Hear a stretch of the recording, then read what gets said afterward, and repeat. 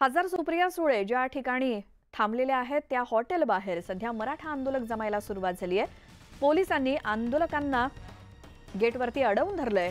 सुप्रिया सुळे यांना भेटण्यासाठी हे आंदोलक आलेले आहेत आणि सुप्रिया सुळे आंदोलकांना भेटणार आहेत। मात्र ज्या हॉटेलमध्ये खासदार सुप्रिया सुळे सध्या थांबलेल्या आहेत तिथे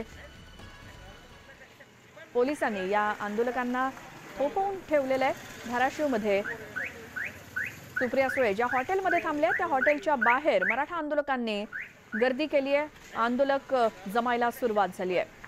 अधिक माहितीसाठी जाऊयात धाराशिवमधून आमचे प्रतिनिधी बालाजी निरफळ आपल्यासोबत फोन लाईन वरती आहेत। बालाजी, सुप्रिया सुळे मराठा आंदोलकांना भेटणार आहेत त्याबद्दल काय?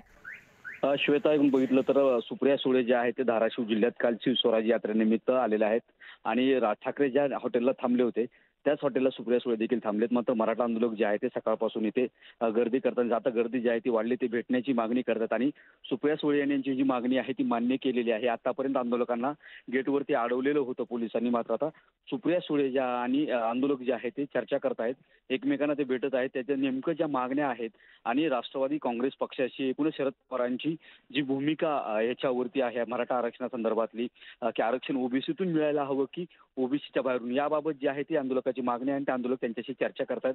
सुप्रिया सुळेशी यांची त्यांची भेट जी आहे ती आता पुष्पक पार्क या हॉटेलमध्ये सुरू आहे। एकूण बघितलं तर आंदोलक जे आहे ते घोषणा देत या परिसरात दाखल झालेले आहेत। एकूण ही सगळी परिस्थिती पाहता पोलिसांनी कालपासूनच रात्रीपासूनच इथं बंदोबस्त जो आहे तो मागचा अनुभव पाहता बंदोबस्त वाढवलेला होता। आताही देखील बंदोबस्त मोठ्या प्रमाणात आहे। इथून पुढे सुप्रिया सुळे हे तुळजापूर इथे जातील, तुळजापूर भवानीचं दर्शन घेऊन त्या यात्रा करणार आहेत। त्यामुळं जे आहे ते ह्या यात्रेवेळी धाराशिव जिल्ह्यात आल्यानंतर मराठा आंदोलकाचा सामना त्यांना करावा लागतो याची खात्री कुठेतरी पोलिसांना होती। त्यानुसारच जे आहे ते पोलिसांनी बंदोबस्त वाढवला होता। आता श्वेता जे आहे ते आंदोलक सुप्रिया सुळे यांच्याशी। धन्यवाद बालाजी या सगळ्या माहितीसाठी। खासदार सुप्रिया सुळेंचा फोन आणि व्हॉट्सअप हॅक केल्याप्रकरणी ग्रामीण पोलिसांनी माहिती तंत्रज्ञान कायद्यान्वये गुन्हा दाखल केलाय। दरम्यान या प्रकरणाचा तपास पुणे ग्रामीण पोलिसांच्या सायबर गुन्हे शाखेकडे सोपवण्यात आलाय। सुळेंच्या स्वीय सहाय्यक महिलेनं याबाबत फिर्याद दिली असून त्यानुसार गुन्ह्याची नोंद करण्यात आली आहे। सुळेंचं सोशल मीडिया अकाउंट हॅक करून हॅकरनं $400ची मागणी केल्याचं देखील समोर आलंय। दरम्यान या प्रकरणाचा सखोल तपास सुरू आहे।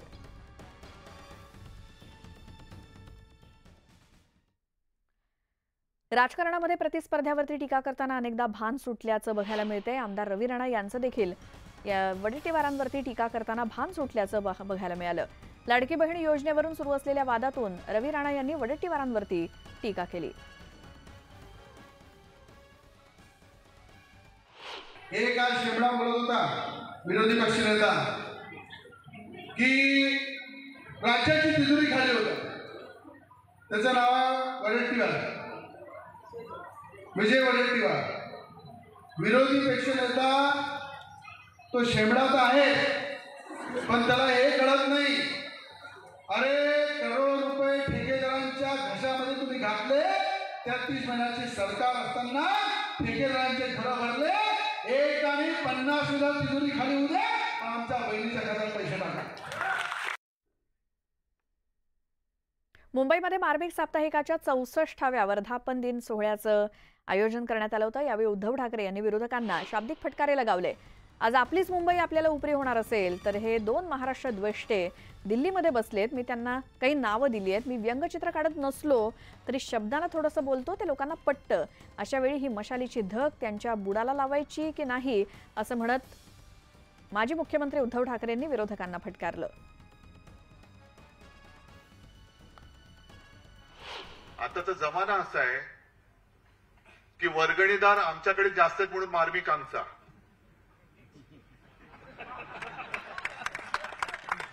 असं कोणीतरी काहीतरी करण्याचा प्रयत्न करेल, होऊ शकतं। म्हणजे असं होतं की हल्ली ते काय डेस्टिनेशन मॅरेज हा एक प्रकार आलेला आहे। मग एखादं हॉटेल बुक करतात, आता ही कल्पना बाहेर सांगू नका, हॉटेल बुक करतात म्हणजे सगळ्या 100% खोल्या बुक करून टाकतात, सगळं हॉल बुक, सगळे बुक, टॉयलेट बुक, हे बुक ते बुक, सगळं बुक।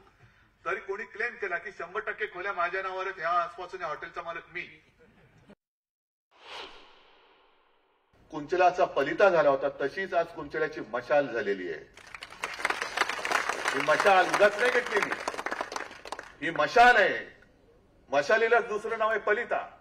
त्या कुंचल्याची मशाल तेव्हा जर शिवसेना प्रमुखांनी केली असेल आणि केली म्हणून आज आपण इकडे आहोत, तर आज आपलीच मुंबई आपल्याला उपरी होणार असेल तर हे महाराष्ट्र द्रष्टे जे 2 दिल्लीमध्ये बसलेत, ज्याला मी काय नाव दिलेलं आहे.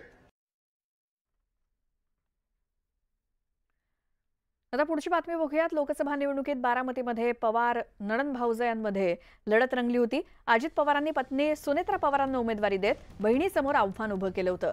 मात्र त्या चुरशीच्या लढतीत सुप्रिया सुळेंनी दणदणीत विजय मिळवला. पण आता त्या लढतीविषयी अजित पवारांना उपरती झाली आहे. बहिणीविरोधात पत्नीला उमेदवारी देण्याची चूक झाल्याची कबुली उपमुख्यमंत्री अजित पवार यांनी दिली. एका वृत्तवाहिनीला दिलेल्या मुलाखतीत अजित पवार काय म्हणाले ऐकूयात. लोकसभा निवडणुकीत बारामतीतून सुप्रिया सुळेंविरोधात सुनेत्रा पवारांना रिंगणात उतरवणं ही मोठी चूक. बहीण सुप्रिया विरोधात भाऊजाई सुनेत्राला उभं करायला नको होतं. एकदा बाण सुटल्यावर आपण काही करू शकत नाही. राजकारण हे पार घरामध्ये शिरू द्यायचं नसतं. आज माझं मन मला सांगतंय तसं व्हायला नको होतं. रक्षाबंधनाच्या वेळी मी तिकडे असेन तर मी राखी बांधून घ्यायला जरूर जाणार, असं एका मुलाखतीदरम्यान अजित पवार म्हणाले.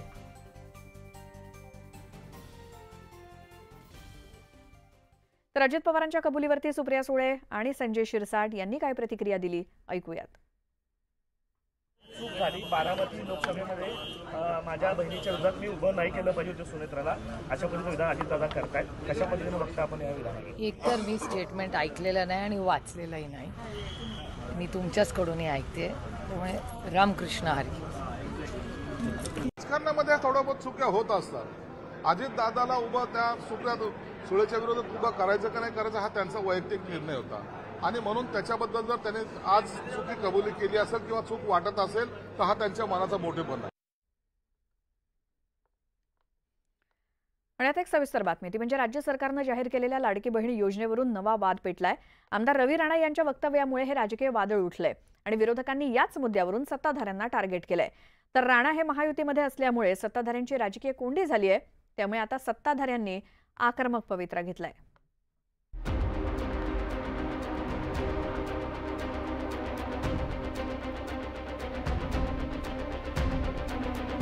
ऐन विधानसभा निवडणुकीच्या तोंडावर राज्य सरकारनं लाडकी बहीण योजना जाहीर केली. निवडणुकीचं गणित डोळ्यासमोर ठेवून सरकारनं ही योजना आणल्याचं उघड सत्य आहे. पण या योजनेवरून आता राजकीय वातावरण ढवळून निघालंय. त्याला कारणीभूत ठरलं बडनेराचे आमदार रवी राणांचं हे वक्तव्य. कोण कोण आशीर्वाद दिला हात वर करा. ज्यांनी आशीर्वाद दिला नाही तर मी तुमचा भाऊ आहे, ते 1500 रुपये खात्यातून वापस घेऊन येईल. रवी राणा सत्ताधारी महायुती सोबत असल्यानं विरोधकांना सरकारवर टीकेची आयती संधी मिळाली. खरं तर लाडकी बहीण योजनेवरून विरोधकांनी अगदी सुरुवातीपासूनच सरकारला घेरण्याचा प्रयत्न केला होता.